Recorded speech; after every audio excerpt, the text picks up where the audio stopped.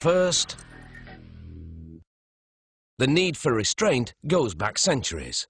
Handcuffs were originally a loose device until 1862, when adjustable ratchets were added.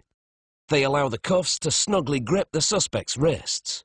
When a crime is committed, a slap on the wrists usually isn't enough. It's time to handcuff them.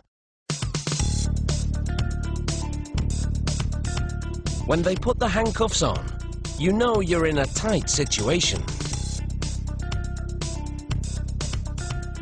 Handcuffs start with a roll of steel. A machine pulls it through a straightener and then through a die that punches out a handcuff frame part.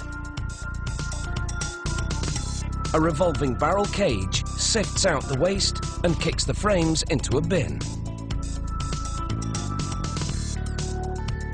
Here, a worker stacks U-shaped steel parts on a fixture, which he then clamps into a machine.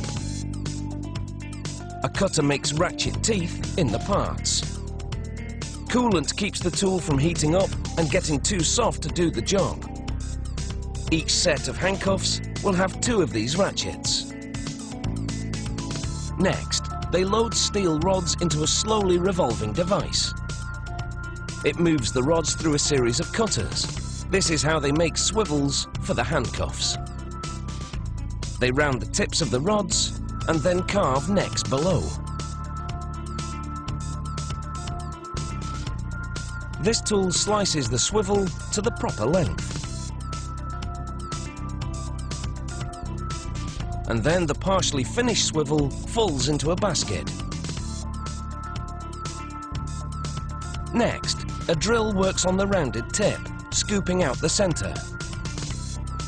And now you have a finished swivel. They take 2 chain links and 2 swivels. They make a small chain, 2 links with swivels on the ends. They lock the links and the swivels together.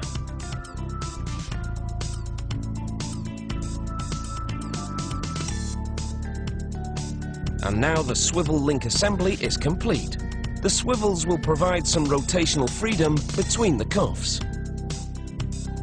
If they don't weld the links together, the prisoner could have total freedom.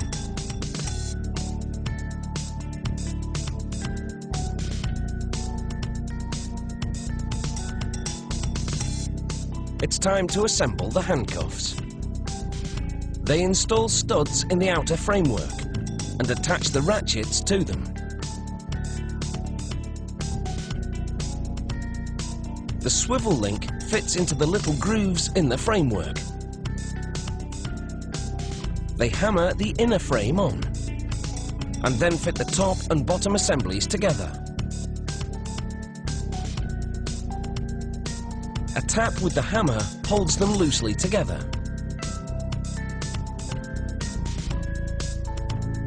Then a press bears down to make a tight seal.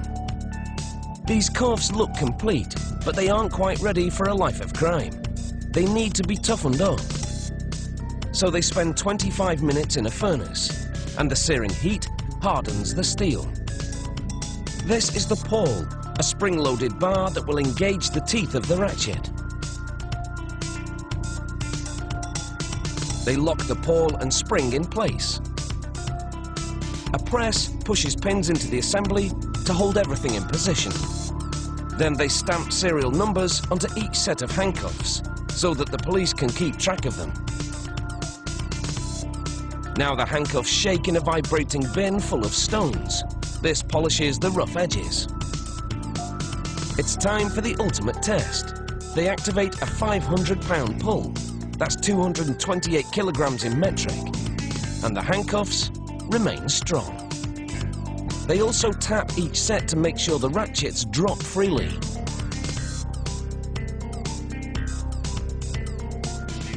Handcuffs are temporary restraints, and most can be opened with a universal key. They pack 2 with each set, along with the instructions. There's no doubt they'll have a captive market, because there's always someone who needs to be locked up. But then again, there are also those who deserve their freedom.